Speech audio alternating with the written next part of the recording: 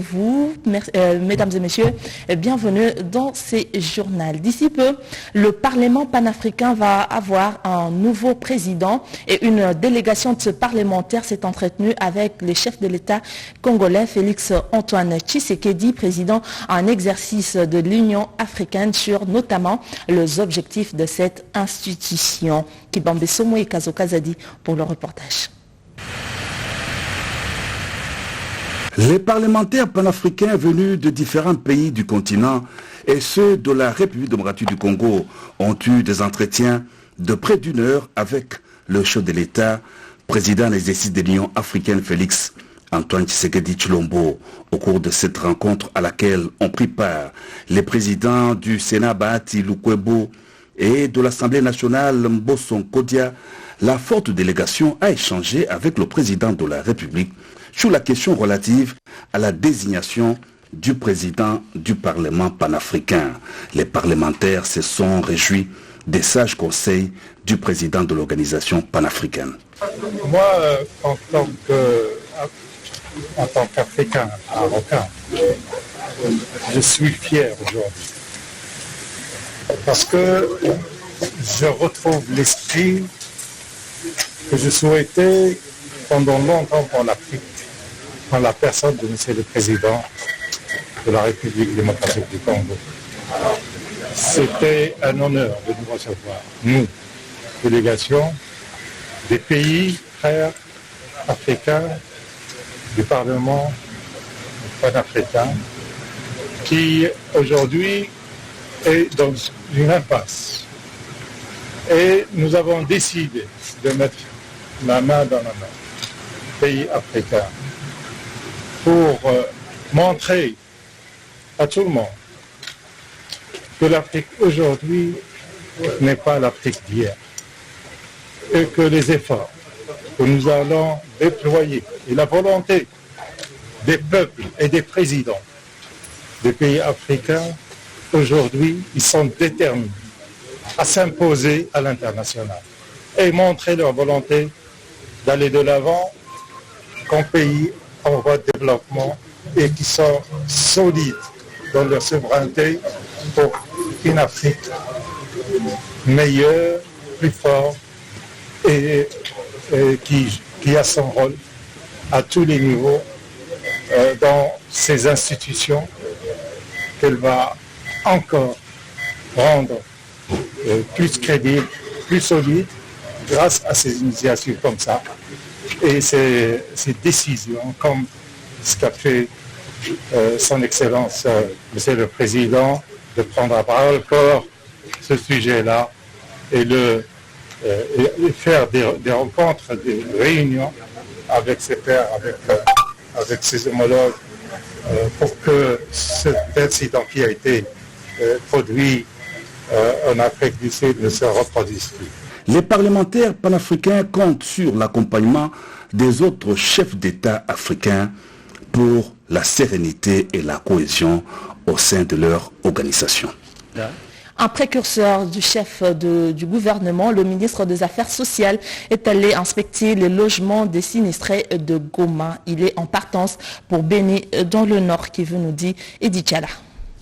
Il s'agit de la visite du ministre des Affaires sociales et Actions humanitaires sur les différents sites construits par les génies militaires et la Croix-Rouge. Il a profité de son passage de Goma pour Béni pour visiter l'entrepôt, mieux les stocks constitués des vivres et non-vivres des différents partenaires, dont l'agence japonaise de coopération internationale JICA et la fondation Denis Nyakiro Tshisekedi. Le ministre vient en éclaireur avant l'arrivée du Premier ministre qui va devoir remettre de manière officielle ce stock aux sinistrés. Nous sommes venus à un avant-poste pour évaluer et faire rapport au Premier ministre qui ne va pas tarder de venir se rendre compte lui-même du travail qui a déjà été réalisé et de l'effort qui doit encore être entrepris pour mettre effectivement les sinistrés à l'aise.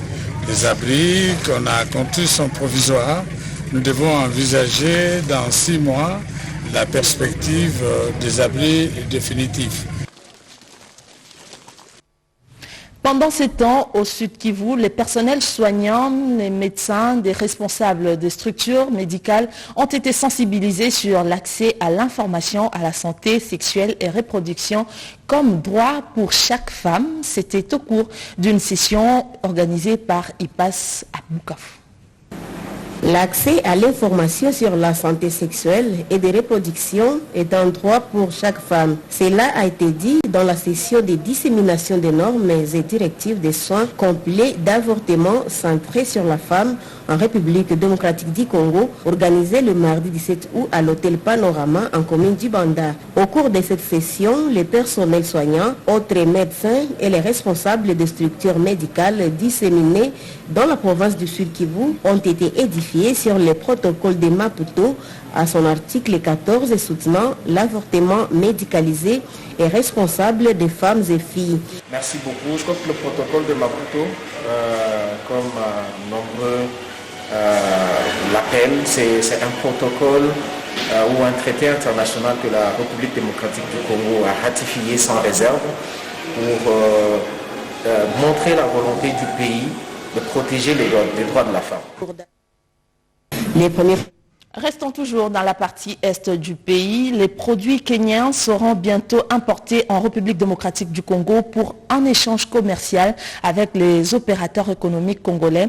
Annonce faite par la Fédération des entreprises congolaises du Nord Kivu, comme le témoignent ces reportages. L'exposition des produits commerciaux en provenance du Kenya va être réalisée à Goma au mois d'octobre 2021. Cela dans le cadre d'un partenariat des affaires entre ce pays et la RDC. Cette confirmation a été révélée ce vendredi 20 août 2021 au cours des échanges entre la délégation kenyane conduite par Dr Wilfried Marube, représentant de l'ambassadeur, et les opérateurs économiques membres de la FEC Nord Kivu. Par cette circonstance, les Congolais vont découvrir les produits kenyans, mais également il sera une occasion à ces opérateurs économiques kenyans à s'imprégner des produits de la RDC, spécialement du Nord Kivu. Pour le deuxième vice-président de la FEC Nord Kivu, M. Hami Simoussa Sola, l'objectif des échanges des activités commerciales entre ces deux pays, la RDC et le Kenya, est de continuer à partager les opportunités dans différents secteurs, entre autres l'agriculture.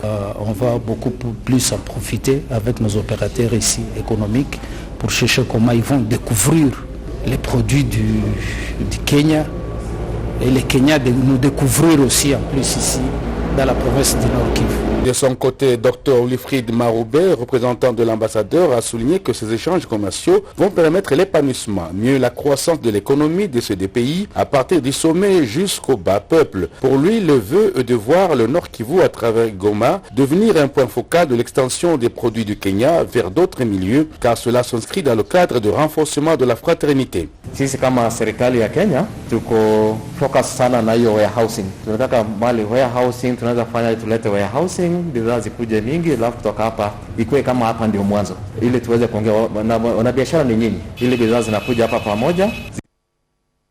Pour que ce produit arrive en RDC, il faut que le voie de communication et également de route soit en bon état. Les tronçons routiers détruits par l'éruption volcanique de Nyiragongo de triste mémoire sera bientôt réhabilité à Goma. Le coup d'envoi de travaux a été donné par le gouverneur militaire Constant Ndima. C'est un reportage de la RTNC Goma. Officiel à Goma ce vendredi 20 août 2021 par le gouverneur du Nord Kivu, Constant Ndima Kangba, des travaux de construction de l'avenue Général Constant Ndima, ex-avenue du Port, et ses embranchements et pavés de pierre taillée d'une longueur de 2250 mètres, financés à 100% par le gouvernement provincial du Nord Kivu. Dans son allocution, le gouverneur Constant Ndima a salué la contribution de tous ceux-là qui ont conjugué les efforts dès l'élaboration jusqu'à l'exécution du projet. La rénovation urbaine d'une mégapole frontalière comme Goma constitue un enjeu dont la portée va au-delà de cette seule ville. Conscient de cet enjeu, le gouvernement provincial réitère son engagement et prouve à la face du monde que l'état de siège rime aussi avec le développement et la reconstruction. Ces travaux sont exécutés par la Société congolaise des constructions, SOCOC, dans un délai contractuel de 6 mois. Ceci rentre dans un vaste programme du gouvernement provincial du Nord Kivu qui consiste à moderniser la voirie urbaine et qui a pour objectif la matérialisation en province de la vision du chef de l'État, son Excellence Félix Antoine Tshisekedi Tshilombo. Le lancement effectif des travaux a eu lieu lorsque le lieutenant-général Constant Ndima a manipulé la niveleuse en présence de plusieurs officiels. Restons toujours dans les secteurs des infrastructures. La route Kasenga à Lubumbashi, nous sommes dans la province du Haut-Katanga, est finalement réouverte au public après sa modernisation. Elle a été même débaptisée Félix Antoine Tshisekedi Tshilombo par le gouverneur de province Jacques Kiabula Katwe lors de la cérémonie d'ouverture. Plusieurs mois de travaux ont suffi à transformer et moderniser l'ancienne chaussée de Kasenga, débaptisée boulevard Félix Antoine Tshisekedi Tshilombo, du nom du 5e président de la République, auteur de la vision Le Peuple d'abord, que le gouverneur Jacques Kabula a voulu honorer par cette réalisation. Sur plus ou moins 7 km, du tunnel dans la commune de Lubumbashi à la commune de Roachi, en passant par la commune de Kampemba, le désormais boulevard Félix Antoine Tshisekedi Tshilombo de Lubumbashi a été rénové au standard pouvant résister aux épreuves du temps. Dotée de passages piétons, de canalisation de part et d'autre, la chaussée est passée d'une route à 2 voies à celle de 2 voies à 2 bandes chacune de 6 mètres, jonchée de séparateurs et éclairée de nuit par des panneaux solaires. Dans leurs allocutions, la bourgmestre de la commune de Roachi et le maire de Lubumbashi se sont félicités de la concrétisation de la vision du chef de l'État par le gouverneur Jacques Kabula Katwe. C'était avant que le ministre provincial des infrastructures ne fournisse à l'assistance les aspects techniques des travaux. L'initiateur des travaux et gouverneur du Haut-Katanga a rouvert le boulevard Félix-Antoine Tshisekedi à la circulation, exhortant la population à protéger l'œuvre ainsi réalisée. La chaussée Félix-Antoine Tshisekedi Tshilombo est un symbole d'unité de nos choix et une fierté nationale, signe d'un travail solidement bien fait. Voici la chaussée Félix-Antoine Tshisekedi Tshilombo. Le gouverneur Jacques Kabula Katwe a promis de dupliquer cette action dans tous les territoires et villes du Haut-Katanga en mettant en exécution les recommandations du président de la République, Félix-Antoine Tshisekedi Tshilombo. Quittons le Haut-Katanga pour le Kasaï. Plus de 100 000 ménages bénéficient de l'eau potable gratuitement à Chikapa, une solution alternative avec de bornes fontaines avant l'arrivée de la mission d'aide humanitaire du gouvernement. Une initiative salvatrice de l'élu de Chikapa, Maker Mwangou, appréciée par la population. Françoise Bouela-Boaki pour le reportage. Dû d'évaluer la situation des conflits des limites entre les habitants du village d'Ubala, groupement de Bakwaboa et ceux du Kasaï central à Kafouba, Hubert Ngolandjoko, ministre provincial de Finances, Civisme fiscal et Commerce extérieur, faisant fonction du gouverneur du Kasaï en mission, a effectué une mission officielle dans le secteur de Bakwanyambi, territoire de Chikapa, ce vendredi 13 août 2021. Accompagné par le membre du Conseil provincial de sécurité, l'autorité provinciale passe par Kamoucha, puis le village du Bala dans le groupement de Bakwaboa où la population l'attendait avec joie. Sur place, une réunion du comité provincial de sécurité élargie a été tenue en présence du chef des groupements de Bakwaboa, du chef des secteurs de Bakwanyambi et quelques notables pour une évaluation profonde de la situation qui aboutira à des solutions.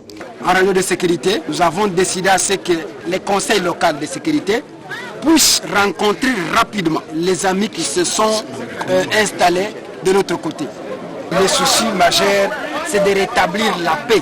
Nous avons recommandé à la population qu'on n'a pas besoin de recourir à la violence. Notez que les habitants du village du Bala pointent du doigt accusateur à ceux de Kafouba à Kazumba de franchir illégalement les limites au-delà de la rivière Kalebo, accompagnés de policiers pour exploiter les diamants et autres. Le sénateur Pamphile Badou Abadou est un élu de Matadi en vacances parlementaires dans sa circonscription. Il a rencontré le gouverneur de province pour des projets de développement initiés en faveur de la population. Un reportage de nos confrères de la RTNC Matadi. La cohésion provinciale semble devenir une réalité dans la province du Congo central. Le gouverneur Atou Matoubouana ne cesse de recevoir plusieurs dignitaires et notables Congo. Tous viennent pour montrer à la face du monde que la concorde, l'entente et la paix règnent en maître dans la province portière de la RDC que dirige l'un des fidèles de Félix Tshisekedi, le gouverneur Matoubouana Koulouki. Mercredi 19 août 2021, à la résidence officielle de l'autorité provinciale, le sénateur Pamphile Badou Wabadou dit chez Tonton profite de ses vacances parlementaires pour venir échanger avec les chefs de l'exécutif provincial sur les questions qui touchent au développement de la terre natale du héros national Joseph Kasavubu. L'occasion faisant de la ronde, Badou Wabadou chez Tonton témoigne auprès du gouverneur du Congo central son soutien à l'action du gouvernement provincial. Souvent chez nous, les gens parlent. Quand quelqu'un fait du bien, on parle. Il fait du mal, on parle. Donc on ne peut pas être Jésus-Christ. Ce n'est pas facile. Quand on est autorité, on accepte tout. Et on jette que la pierre sur les fruits mûrs. On ne jette pas là où il n'y a rien. Donc voilà ce que nous sommes dit. Et sinon, il n'y a pas de problème. Ça va vraiment dans le sens de bons partenariats, qu'on puisse bien travailler.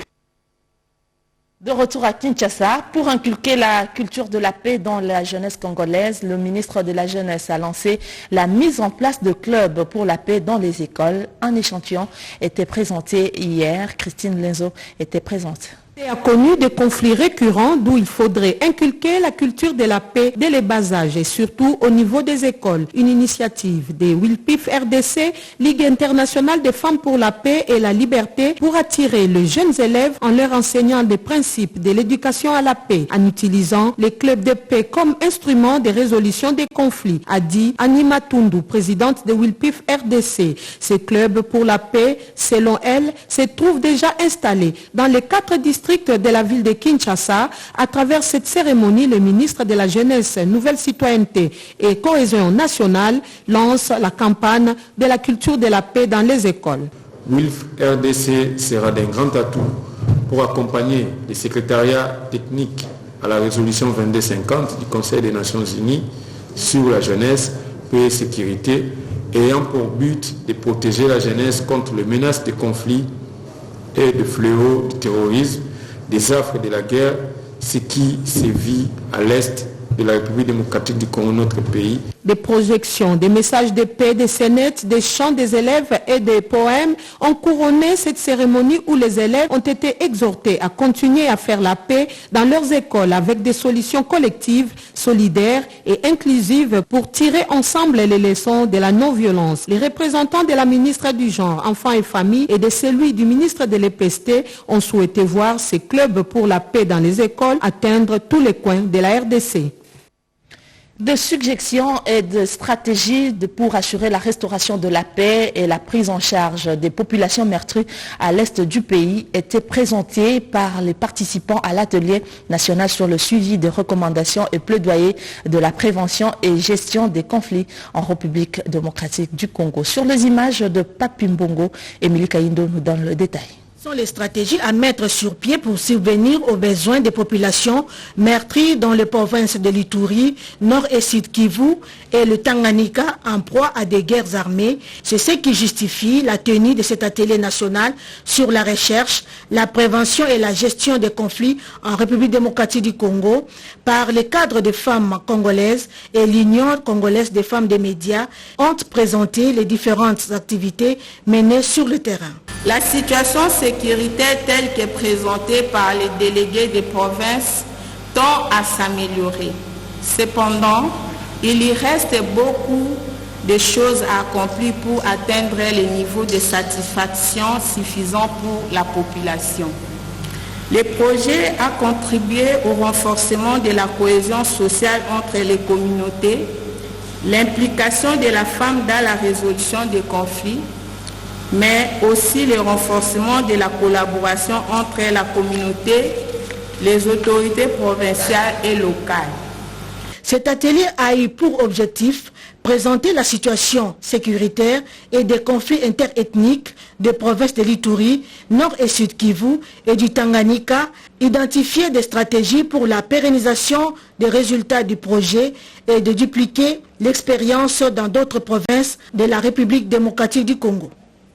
Ce n'est pas de la sorcellerie, l'autisme se manifeste par une altération des interactions socio-communicationnelles et des intérêts restreints. Beaucoup d'enfants en République démocratique du Congo en souffrent et le Conseil universel pour la paix de nations et continents en fait son cheval de bataille. Il a même primé 2 Congolaises à titre de servantes de l'humanité. Il s'agit de Reine Pembe Asielo et Elodie Bokamboulou, femmes qui combattent pour cette catégorie des enfants. C'était à l'occasion de la journée internationale de l'autisme célébrée ici à Kinshasa. Paulette Lomba et Siandé Maka étaient sur place. 250 personnes vulnérables et celles vivant avec handicap, parmi elles les peuples autochtones, les albinos, les aveugles, les sourds-muets, les non-voyants et les personnes retardées mentales des Maïndombe, honorées de la visite d'une délégation du ministère délégué chargé des personnes vivant avec handicap et autres personnes vulnérables. Celle-ci était porteuse d'un don du chef de l'État destiné à cette catégorie sociale. Il s'agit des cannes blanches, des pannes, des gels hydroalcooliques remis aux représentants du chef de l'exécutif provincial intérimaire des Maïndombe, Stéphane Ebongo. Selon les conseillers du ministre délégué chargé des personnes vivant avec handicap dépêché à Inongo, ces gestes visent à renforcer la cohésion entre les personnes vivant avec handicap et les chefs de l'État Félix-Antoine Tshisekedi Tshilombo à travers les ministères délégués en charge des personnes vivant avec handicap. Nous espérons qu'au terme de cette mission, le grand chantier vient de s'ouvrir au sein de la province de Maïndombe afin de redynamiser les structures provinciales d'accompagnement des personnes vivant avec handicap. Cette délégation a saisi aussi sa présence dans la province de Maïndombe pour installer les noyaux provinciaux des points focaux des personnes vivant avec handicap devant servir de relais pour les ministères. Voilà, c'était les activités déployées à Inongo sur l'installation de noyaux de personnes vivant avec handicap. Revenons ici à Kinshasa. Le rapport trimestriel sur l'enquête des violations des droits de l'homme en République démocratique du Congo indique que beaucoup reste à faire. La Commission nationale des droits de l'homme a publié son 3e rapport trimestriel ce matin. L'enquête a concerné la période allant de janvier à juin 2021. Reportage. 5 août 2021, publication du rapport sur les milieux carcéraux. 19 août 2021, présentation du rapport sur les droits sociaux économiques réalisés dans les entreprises publiques et privées, en mettant en exergue la responsabilité du gouvernement et des employeurs dans le respect des droits sociaux économiques et professionnels. Ce vendredi 20 août 2021, la Commission nationale des droits de l'homme, CNDH, est revenue pour présenter et publier le rapport semestriel de l'enquête réalisée sur la situation des droits de l'homme et des défenseurs des droits de l'homme dans la fourchette allant de la période du mois de janvier au mois de juin 2021. Voici les contenus et la pertinence du rapport avec le président de la CNDH, Mwambamouchi Konke, Mwamous. Ce rapport est la synthèse de tous les cas de violation des droits de l'homme enregistrés à la CNDH au niveau des provinces et dans la ville de Kinshasa. Et c'est un tableau que nous venons de présenter auprès des autorités concernées et nous voulons aussi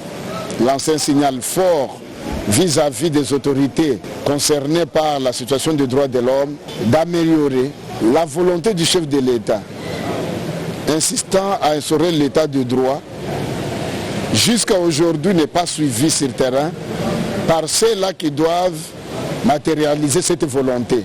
Ce rapport, il faut le noter, est destiné au président de la République et à toutes les hautes institutions du pays, gouvernement et cours et tribunaux.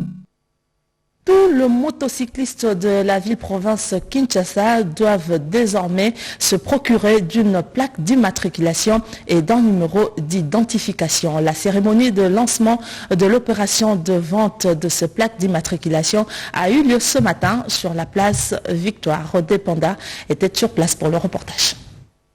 Voici la nouvelle plaque d'immatriculation et d'identification des motocyclistes. Identifier les motocyclistes et leurs conducteurs est très capital pour mettre de l'ordre dans ce secteur, assurer le contrôle et garantir la sécurité des usagers. Au nom du gouverneur Jean-Kini Ngobila, le ministre provincial des Finances et Économie, Jean-Goy Mvunzi, a procédé ce vendredi au lancement de l'opération de vente de ces plaques d'immatriculation. Il en explique le bien fondé. Le président de l'association des motocyclistes de Kinshasa était le premier acheteur pour prêcher par l'exemple. La direction générale des recettes de Kinshasa, DGRCAM, est chargée d'assurer cette vente pour une bonne mobilisation et la collecte saine des recettes. Chaque détenteur d'une moto doit acheter sa plaque minéralogique. Ça, c'est pour des raisons d'abord sécuritaires. Nous avons conclu avec Maximum B et aujourd'hui, c'était le lancement officiel des plaques minéralogiques des motocycles de 2 et 3 roues. Plaques et motos, ils allaient à $32. Nous les invitons au civisme fiscal de s'acquitter de leurs devoirs civiques. C'est pour leur sécurité, c'est pour leur bien aussi. Parce qu'on ne peut pas conduire une moto qui n'est pas identifiée. Ce n'est pas du tout sécurisant. Cet événement transversal faisant sa taille, il a mobilisé tout un panel de ministres et commissaires provinciaux de Kinshasa pour y témoigner leur soutien. Il s'agit des ministres de l'Intérieur et Sécurité, celui du budget, du transport, sans oublier Madame la commissaire générale en charge de la coopération décentralisée, francophonie et porte-parole du gouvernement provincial de Kinshasa, Yolande Elebe Mandebo. Pendant qu'ils seront en train d'être identifiés, la Commission nationale de prévention routière, elle, s'emploie dans le travaux de marquage au sol sur les artères pour non seulement réguler la circulation, mais aussi sécuriser. D'un autre côté, le service du ministère de Transport a lancé une formation à l'endroit de motocyclistes, nous dit Cédric Kenina. L'objectif est de revêtir les réseaux routiers de la capitale de marquage au sol, ce qui fera moins d'accidents et rendra nos routes plus sûres. Initié par la Commission nationale de prévention routière, CNPR, lancé le 11 août dernier par les ministres de Transport et Voies de Communication, Chérubin Okende, ces travaux de marquage au sol se poursuivent normalement sous la supervision de la CNPR. Cela s'est fait simultanément avec la sensibilisation et formation des usagers de la route dans l'observance du code de la route à l'image de cette fin de formation des motocyclistes sanctionnés par la remise des brevets aux participants. Nous constatons que nos motocycles sur la route sont souvent un peu indisciplinés. Des fois, les comportements en déplaise. Et je pense qu'au jour d'aujourd'hui, à travers cette formation et à travers la remise des brevets que moi-même j'ai signé, je pense que vos comportements sur la chaussée vont changer. Ces récipiendaires ont suivi avec intérêt cette formation pendant 6 mois. Joli coup de filet de la police nationale congolaise. 2 escrocs ont été arrêtés par la police. Ils se sont spécialisés dans l'extorsion sur les réseaux sociaux. Les porte-paroles de la police nationale de Kinshasa dans le contour de ce coup de filet avec Eddie Tchala. La police nationale congolaise ville de Kinshasa a mis la main sur un réseau mafieux. Bachoke Tichoura Alain, alias Prof René, avec son disciple Nkieri Mboko Sobeni, ont réussi à extorquer de l'argent à quelques naïfs. Des personnalités comme Jules Alinghetti, inspecteur général des finances, Nicolas Kazadi, ministre des finances, Guy Luando, ministre d'État, ministre de l'aménagement du territoire, Matata Pogno, premier ministre honoraire, et Fifi Masuka s'en sont bien tirés.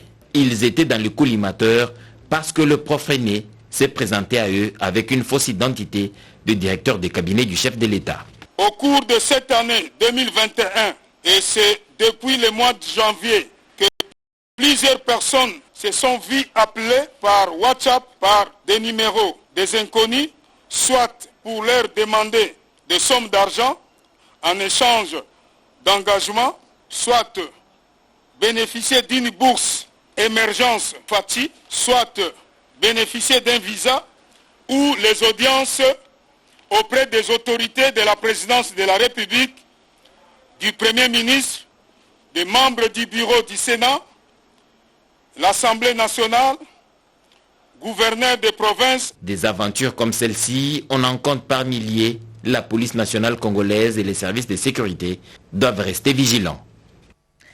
Ça sera donc l'essentiel de l'actualité de ces 19h sur nos antennes de la Radio-Télévision nationale congolaise. Vous nous avez suivis à travers le monde, mesdames et messieurs. Merci de votre sympathique attention. Santa Nyanki, comme relais sur ce même plateau pour la grande édition de 20h. Merci de nous